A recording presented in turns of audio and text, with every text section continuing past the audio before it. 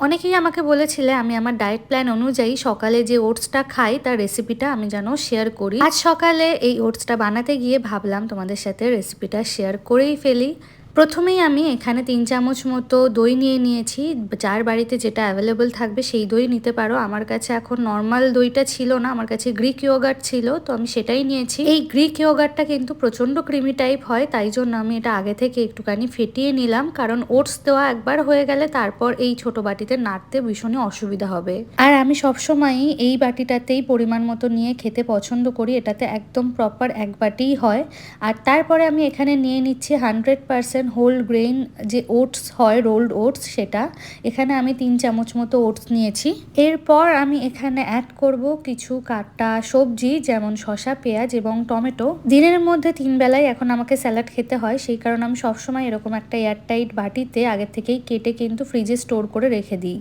এইবারে আমি সব কিছু দিয়ে খুব ভালোভাবে মিশিয়ে নেব। আমার দইটা যেহেতু ভীষণই গাঢ় ছিল, সেই কারণে আমার একটু নাড়তে অসুবিধা হচ্ছিল, তবে প্লেন ইয়োগার্ট নিলে কিন্তু এরকম কোনো প্রবলেম হবে না। সব খুব ভালোভাবে মেশানো হয়ে গেছে। এবার আমি ওটসটাতে তড়কা দেওয়ার জন্য তেলটা রেডি করব। এখানে আমি 2 টিস্পুন মতো ক্র্যানোলা অয়েল নিয়েছি। এবার তেলটা গরম হয়ে গেলে এর মধ্যে একে একে একটা কাঁচা লঙ্কা আমি চিড়ে দিয়ে দিয়েছি। এবারে আমি এর মধ্যে অ্যাড করব কিছু সর্ষে। এই তড়কাটাতে কিন্তু সর্ষে ফোড়ন দিলেই বেশি ভালো লাগে খেতে, তবে তোমরা চাইলে কিন্তু এটা জিরে দিয়েও ট্রাই করতে পারো।